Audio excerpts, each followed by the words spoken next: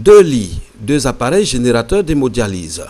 Voici le contenu de la toute première salle d'hémodialyse destinée aux enfants malades de l'insuffisance rénale en Côte d'Ivoire. 65 millions de francs CFA, c'est le coût de réalisation de cette salle. Un montant entièrement financé par la Fondation Orange Côte d'Ivoire, les ambassades de France et du Liban en Côte d'Ivoire, des partenaires de la santé publique qui œuvrent pour la prise en charge des enfants malades du rein dans le pays.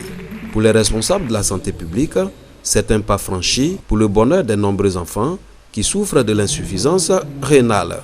Jusqu'à présent, nous pratiquions la dialyse péritonéale qui est certes appliquée à l'enfant, recommandée pour l'enfant, mais qui ne nous permettait pas de résoudre des cas d'urgence. Grâce à l'inauguration de cette salle, non seulement nous pouvons dialyser les enfants de la même façon que les adultes, mais nous pouvons intervenir sur certains cas d'urgence d'insuffisance rénale aiguë sévère. Nous appelons les autorités à nous accompagner de sorte que les enfants bénéficient de 1 500 francs la séance de dialyse qui est estimée à un coût entre 80 et 150 000. Ouf de soulagement pour les patients et leurs parents qui attendent maintenant de l'État de Côte d'Ivoire une subvention pour la prise en charge des enfants malades du rein. La subvention de l'État, c'est ça notre crise, parce que c'est vrai que tout est là, mais les parents n'ont pas d'argent. Donc nous voulons faire écho vraiment de cette situation, pour que l'État nous aide.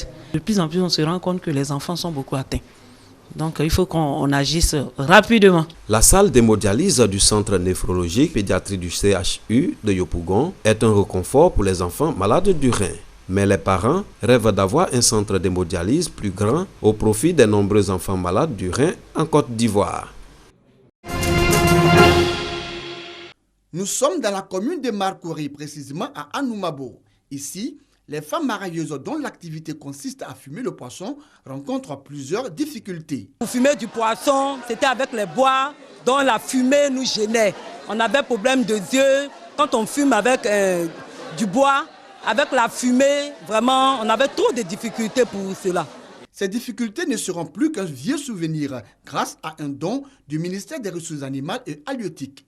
Une plateforme de fumage de poissons moderne d'une valeur de 19 millions de francs CFA. Un acte qui intervient au lendemain de la Journée internationale de la femme. Ce n'est que le début. Avec ce que le ministre Adjumoni vient de faire avec la FAO et le maire de Marcory, nous pensons que le moment est vraiment favorable. Mais nous avons fait le constat que les pertes post-capture sont nombreuses. Et la meilleure façon pour nous de réduire ces pertes, c'est ces fours améliorés qui nous permettent de faire le fumage de poisson sans moyen de recourir aux morceaux de bois. Pour les marailleuses d'Anoumabo, les pertes post-prise sont estimées à 263 tonnes par an, ce qui représente un manque à gagner de plus de 95 millions de francs CFA. Ce don permettra d'optimiser la productivité. Avec ces fours améliorés là, nous n'avons pas beaucoup de travail à faire. Tu ne sens pas la fumée, tes yeux ne te brûlent pas, ça nous a fait beaucoup de bien. Le don est constitué d'un hangar et de 4 fours modernes. Chaque four peut fumer jusqu'à 700 kg de poissons par jour. Les marailleuses du quartier Anoumabo sont donc heureuses grâce à la FAO qui a cofinancé cette plateforme de fumage de poissons. Les femmes de la Caisse nationale de prévoyance sociale, CNPS, honorées à l'occasion de la célébration de la Journée internationale de la femme.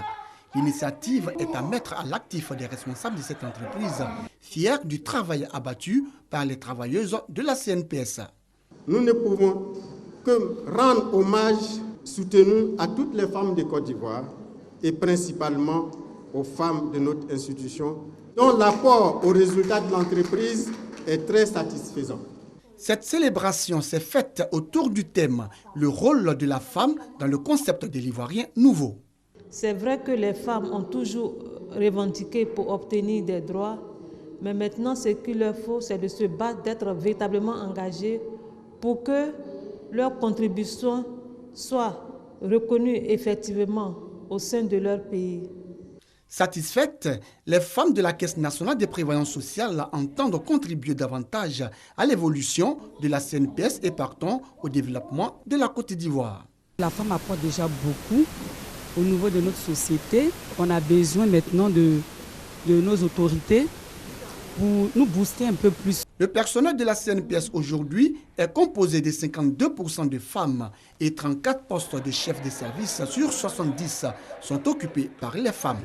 Échanges, prestations humoristiques, distribution de roses aux femmes, dons de tableaux liés à la femme aux responsables de la CNPS, visites guidées, des moments forts qui ont marqué cette cérémonie.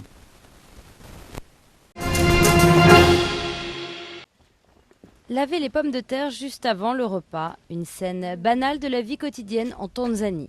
Pourtant, cette famille est atypique. Le mari est une femme de 85 ans et l'épouse est aussi une femme âgée seulement de 23 ans.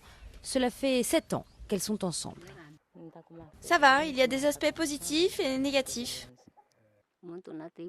Je n'avais pas d'enfants, donc je suis contente de m'être mariée car elle a des enfants.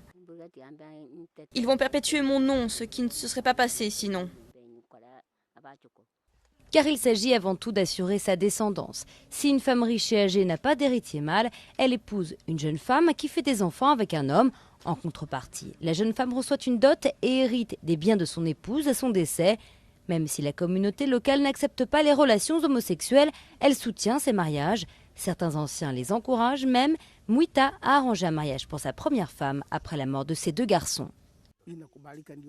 C'est la femme âgée qui choisit l'amant de sa jeune épouse. Elle le choisit dans sa tribu. Les enfants porteront donc aussi le nom de l'homme, mais ils feront partie de la famille de la femme âgée. À quelques kilomètres de là, dans un autre village, Gati Mungue et Gati Mazero vivent ensemble. Elles sont mariées depuis 2 ans et malgré les 40 années qui les séparent, elles disent bien s'entendre. Ce mariage présente certains avantages. Je suis plus heureuse que si j'étais mariée à un homme. J'ai plus de liberté, c'est plus facile de prendre des décisions. Alors que si j'étais mariée à un homme, je devrais le consulter à chaque fois avant. Dans cette partie du nord-ouest de la Tanzanie, ces unions ont lieu depuis des siècles. Comme dans tous les mariages, certaines ne marchent pas, mais la plupart du temps, ils procurent de nombreux avantages aux 2 femmes. Que s'est-il réellement passé dans la nuit du mardi 8 mars à l'espace gastronomique du village de Massa? 2 personnes victimes d'un accident, dont une passera de vie à trépas. Pour les témoins de la scène, ces personnes ont tout simplement été victimes d'électrocution. Cette nuit-là, la pluie s'est abattue sur le site lorsque la première alerte a été donnée. Il s'agissait d'un agent de la police secoué par une soudaine vibration au moment où il tenait une des barres de fer soutenant les bâches dressées. Ces 2 mains sont collées sur les barres de fer de base. Moi-même, je venais pour l'attraper. C'est là que son collègue m'a dit non, non, non. Lui, il a pris chaise, il a commencé à taper son collègue. Donc quand lui, il est tombé, on a appris qu'il y a quelqu'un qui est venu nous dire « Ah, il y a un courant attaqué encore une autre femme là-bas ». La deuxième victime a eu moins de chance. La charge électrique a eu raison d'elle. C'était une jeune femme qui était serveuse dans un des restaurants. Il pleuvait et il y a eu un mauvais branchement au niveau de l'électricité ici. Et ça fait que toutes les installations étaient électrifiées à forte dose de courant. Et cette dernière, en allant chercher ses chaussures dehors, elle a trébuché et puis elle a pris prise en même temps sur... malheureusement, elle est tombée sur l'une des fers de bâche qui l'a électrocutée. Le drame a créé la stupeur à l'espace gastronomique où la plupart des tenanciers de stand ont tout simplement changé d'emplacement, se mettant loin des fils électriques au risque de subir pareil sort. Le commissariat général du Massa s'est prononcé sur la situation à la faveur d'une conférence de presse. Pour le directeur général du Massa, c'est un regrettable accident. Il y a eu la dame qui est décédée, plus le policier et une autre personne. Donc il y en a 3. Les 2 autres s'en sont tirés, Dieu merci. Je ne peux pas dire que les installations électriques étaient bonnes. Je veux dire que si elles étaient parfaites, ça ne devait pas se passer. Nous avons une responsabilité morale vis-à-vis de ce qui est arrivé et nous allons nous donner les moyens pour qu'on apporte assistance à la famille. Pour la suite de l'événement, des dispositions ont été prises pour éviter que cela ne se reproduise.